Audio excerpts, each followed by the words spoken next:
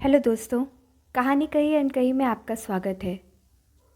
अंधेरी रात, जंगल का पैदल दुर्गम रास्ता। अच्छे रास्ते के बारे में भी वे जानते हैं, किंतु इसकी उन्हें ज़रूरत नहीं। उस रास्ते पर खतरा ज़्यादा है। वे चलते जा रहे हैं, छोटे ग्रुप में, बड़े ग्रुप में, छितराकर चलने के बावजूद वे एक ही दिशा में एक ही साथ चल रहे हैं। नहीं, वे तीर्थयात्री नहीं हैं। सागर मेला, केदार या बद्री आश्रम जाने वाले यात्री नहीं हैं। मेला या किसी जोखिम भरे अभियान दल के सदस्य भी नहीं हैं। यद्यपि इनकी मंजिल बहुत दूर है, लेकिन किसी भी तरह एक बार अपने गंतव्य स्थल पर पहुंच जाएं, तब स्त्रियों का सम्मान, पुरुषों के प्राण और चिरकाल का धर्म बचेगा। धन की चिंता नहीं, वह उनके पास है ही नहीं। एक समय धन धान्य जरूर था। पुरुषों के हाथ में लाठी बरछे हैं, पीठ पर कपड़े लत्ते या चावल मुड़ी की पोटलियां हैं। शरीर नंगा, वस्त्र के नाम पर लांग लगाकर पहनी हुई मैली कुचैली धोती। पुरुषों के टोल में सभी शामिल, बूढ़े, युवा और प्रौढ़। स्त्रियों के गोद में शिशु, हाथ में बच्चे का हाथ पकड़े हुए। इसके साथ ही किसी के हाथ में चावल, मूढ़ी, चूड़ा और गुड़ की पोटली भी है। सिर पर आंचल। सभी उम्र की स्त्रियां, कम उम्र की लड़कियां एकदम बीच में, बुजुर्गों और बंधु बांधवों के घेरे के बीच में। निशब्द यात्रा। यात्री आतंक से सहमे हुए। अचानक जंगल में एक सिरे से रेलगाड़ी की तीखी सीटी का कू शब्द सुनाई दिया। इसके बाद आसमान में काला धुआं दिखाई दिया। गाड़ी चलने की दूर से आती आवाज। खुशी से भरकर स्त्रियों ने उलू ध्वनि की। पुरुषों में भी कईयों ने हरि बोल कहा। आह, क्या झमेला कर रहे हो, चुप रहो, वे लोग सुन लेंगे, समझते नहीं हो। एक प्रौढ़ व्यक्ति ने चेतावनी दी। यात्री चुप हो गए, लेकिन मन ही मन आनंदित हो रहे थे। कितनी रात पैदल चलते हुए जंगल से गुजरने के बाद नदी पार करके मानो किनारा मिल गया। एक बार टिकट खरीदकर गाड़ी में बैठना भर है। जानते हैं, देश छिन गया, स्वजन परिजन नहीं रहे, अपनी मिट्टी छूट गई, रुपया पैसा संपत्ति नहीं बची, लुटे पिटे, संबलहीन। फिर भी एक धर्म, एक जाति के लोग तो हैं।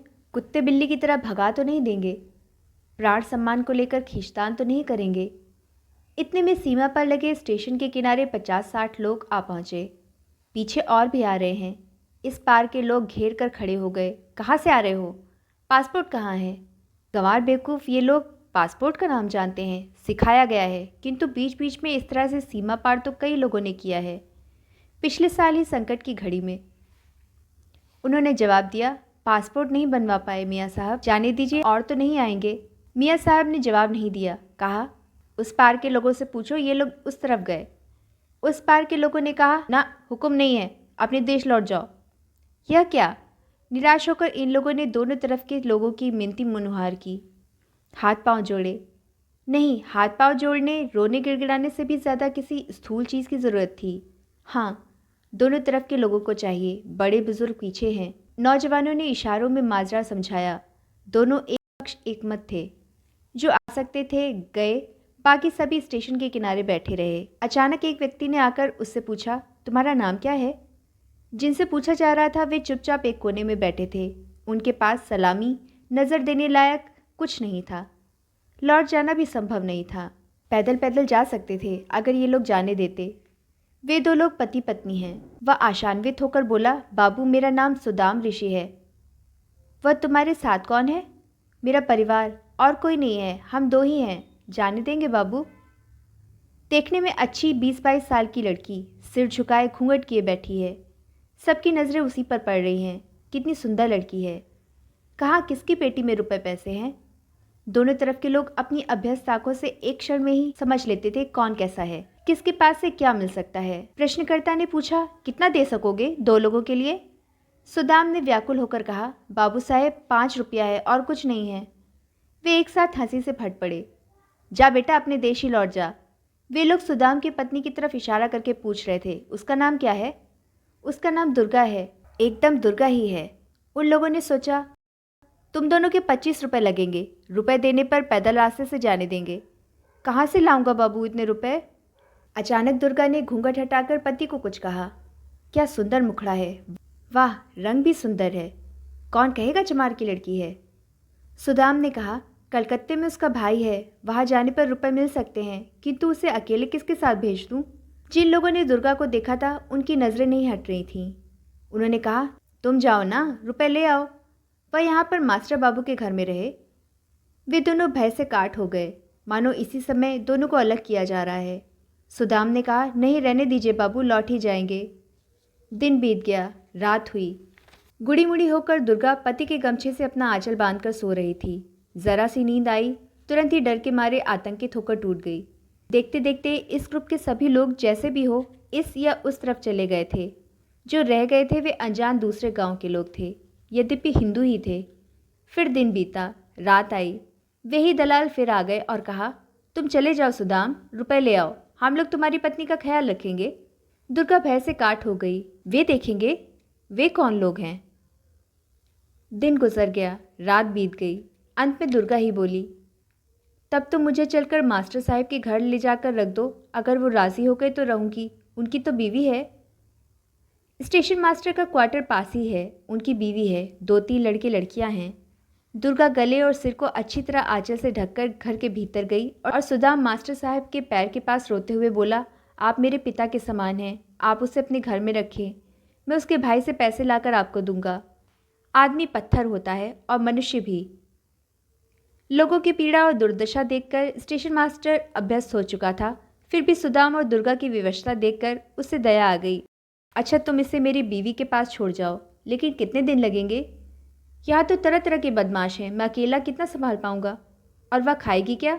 तुम लोग तो हम लोगों के यहाँ खाओगे नहीं, हिंदू जो हो। सुदाम खुश होकर उठ बैठा और बोला, मैं ये गया और वो आया, उसको आप अपनी बच्ची समझें। वो जैसे भी अपनी माँ के पास कुछ न कुछ पका लेगी।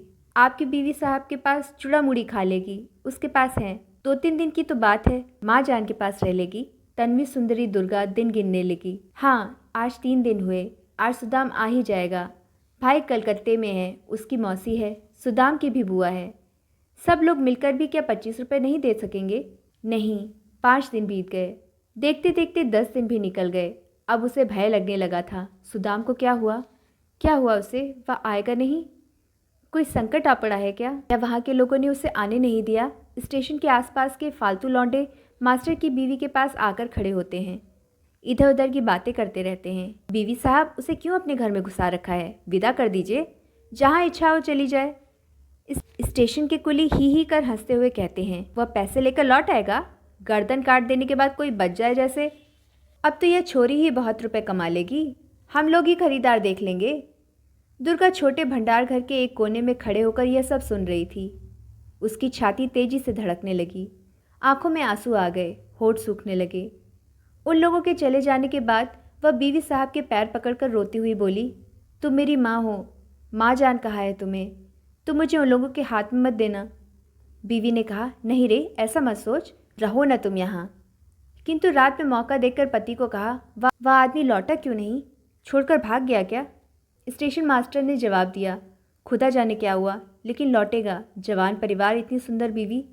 जाते समय मेरे पैरों पर गिरकर रो रहा था, लेकिन कलकत्ता शहर की बात है, न जाने किस मुसीबत में पड़ा हो सकता है रुपए ना मिले हों। हम लोग छोड़ सकते थे, लेकिन इस पार भी गंगा और उस पार भी गंगा, दोनों तरफ पैसे लगेंगे। सब तो एक जैसे ही साधु महात्मा हैं, जानती तो हो। बीवी ने कहा, आह, जवान लड़की है, क्या होगा कौन जाने। वह अगर नहीं लौटा, कितने दिन तुम इस हुज्जत हंगामे के समय इसे रख पाओगे? पास के कमरे में उनीती दुर्गा सब सुन रही थी। अब क्या करेगी वह? उन्हीं राक्षसों के हाथों में ये लोग उसे छोड़ देंगे, जैसा कि उसने गांव में देखा है। रास्ते में भी ऐसी घटनाएं कई बार घटी हैं। स्त्रियां रोईं, पुरुष मारे गए, भागे तब। दुर्गा बिल्कुल काठ हो गई, पत्थर हो गई। वह सोचती, भाग जाऊं, कहाँ भागूंगी? डूब मरूं? नदी है कहाँ? पोखर है क्या? है शायद। फिर सोचती, आएगा सुदाम, आएगा ज़रूर। और भी कई दिन बीत गए। स्टेशन मास्टर और उसकी बीवी सभी धीरे धीरे सशंकित होने लगे। सुदाम भाग गया है। दुर्गा अब खाना नहीं बनाती, खाती भी नहीं है। जरा सा सूखा चूड़ा या मूड़ा पानी में भिगोकर निगल लेती है। 21वें दिन सुदाम लौटा। चिंता से आंखें धंस गईं, चेहरा मुरझा गया, लेकिन लौटा। बहुत कष्ट से अनेक तरह के लोगों के हाथों से कुछ रुपए लुका छुपा कर, रोकर गिड़गिड़ाकर बचा कर लाया था। आकर धरती पर लौटकर स्टेशन मास्टर को साष्टांग प्रणाम किया। पुकारा, साहेब। साहब ऐसे चौके जैसे भूत देख लिया हो। इतनी देर की? 3 दिन की कहकर गए थे, क्या हुआ था? पैसों का इंतज़ाम करने में देरी हुई साहेब, आज ही उसे लेकर जा पाऊंगा। वह अच्छी तो है। हाथ के पैसे उसने साहब के सामने रख दिए। उन्होंने नहीं लिए, केवल सूखे मुंह से कहा, तुम कुछ खा लो, फिर बात करूँगा। सुदाम को डर लगा, समझा शायद और पैसे चाहते हों। कहाँ से देगा और रुपए? वह साहब के साथ चुपचाप उनके क्वार्टर पर गया। बीवी साहब को प्रणाम किया। उन्होंने भी सूखे मुंह से कहा, अच्छे तो हो, लेकिन इतनी देर कैसे की? वह कहाँ है माँ जान?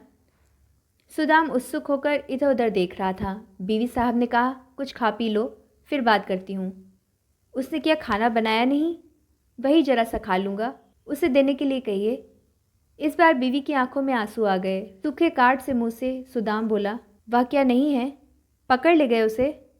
स्टेशन मास्टर पीछे खड़े थे, बोले, नहीं, पकड़ कर नहीं ले गए, वह अब जिंदा नहीं है, डूब कर मर गई। सुदाम स्तंभित होकर ओसारे में बैठ गया।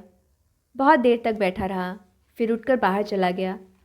अचानक उसे लगा सब उससे झूठ बोल रहे हैं, उन्हें और भी पैसे चाहिए, पैसे लेकर छोड़ देंगे। वह जिंदा है, वह यहीं किसी के पास है। वह स्टेशन आया। स्टेशन मास्टर को अकेला पाकर उनके पैरों पर गिरकर माथा पीटने लगा। माथे पर फूल कर घूमर निकल आए। इधर उधर से लोगों की भीड़ लगने लगी। सुदाम रोए जा रहा था और बोले जा रहा था, साहिब जी उसे लौटा दीजिए, मेरा और कोई नहीं है। भीड़ भाड़ देखकर उस पार के ऑफिसर, इस पार के कर्मचारी, लोगों के भाग्य विधाता सभी आ जुटे। सब ने कहा, वह एक सड़े हुए पोखर में ईंट बांधकर डूब मरी, सभी जानते हैं, जिंदा नहीं है भाई, तुम्हारे लौटने में देर होती देखकर उसने ऐसा कर लिया। सुदाम आंखें फाड़ फाड़ कर देखने लगा, कुछ बोला नहीं, उसे विश्वास नहीं हुआ। हिंदू ऑफिसर बोला, तुम हमारे साथ उस पार चलो, यहाँ रहकर क्या करोगे? तुम्हें उस पार भेज दूंगा। मुसलमान ऑफिसर ने कहा, सच, अब वह जिंदा नहीं है रे, हमने देखा है, पुलिस जानती है। वह यंत्र की तरह बैठा रहा, किसी के पास नहीं गया। किसी की कोई बात उसके कानों में नहीं जा रही थी। जंगल के रास्ते लोगों का आना जाना जारी था। उस तरफ देखता हुआ वह दुर्गा को खोज रहा था। वह लड़की, वही दुधिया रंग वाली, लाल पाड़ की साड़ी पहने हुए, पैरों में आलता, ठीक दुर्गा जैसी, लेकिन नहीं। अचानक क्या मन में आया, वह स्टेशन मास्टर के घर लौट आया। साहब खाना खाकर बैठे हुए थे। साहिब जी, आप जानते हैं वह कहाँ है? मुझे बताइए, मैं उसे कलकत्ते ले जाऊंगा, गंगा स्नान करा के और पंचगव्य खिलाकर शुद्ध कर दूंगा, उसे अपनी जात में ले लूँगा। जाने के लिए बहुत रो रही थी वह। दुखी भाव से बीवी साहब ने कहा, ओ रे, वह अब नहीं है, नहीं। उसके दूसरे दिन वह फिर आया। इस बार बोला, माँ जान, मैं मुसलमान होऊंगा, तब तो वे लोग दुर्गा को मुझे लौटा देंगे। तुम लोगों से यही कहो, मुसलमान तो मुसलमान की स्त्री को अपने घर में नहीं रखेंगे, लौटा देंगे। माँ जान, तुम मेरी माँ हो, साहिब को समझाओ, वह मरी नहीं है, उसने मुझे जल्दी लौटाने के लिए कहा था। बीवी साहब बिल्कुल अवाक रह गई, क्या बोले कुछ तय नहीं कर पाई। केवल इतना कहा, तुम पागल हो, वह जिंदा नहीं है रे। सुदाम लौट गया। रास्तों, गलियों, जंगल में भटकता रहा। रात दिन का उसे ज्ञान नहीं, उसकी भटकन का अंत नहीं। जिस रास्ते से आया था शायद उसी रास्ते दुर्गा गई है। लोग उसे उठा ले गए हैं। वह रास्ते भर उसे ढूंढते हुए गया। अनेक लड़कियां, पतले चेहरे वाली इकहरी जवान लड़कियां, दूधिया रंग, पैरों में आलता, माथे पर सिंदूर, मुंह में पान। दूर से देखकर लगता वही तो दुर्गा है। सुदाम चिल्लाकर पुकारता, दुर्गा, ओ दुर्गा। आगे बढ़ता है, वह दुर्गा नहीं है, और कोई है। रात ज़्यादा बीत जाने पर थक कर वहीं स्टेशन पर सो जाता है। निस्तब्ध अंधकार में उठ उठ कर बैठ जाता है।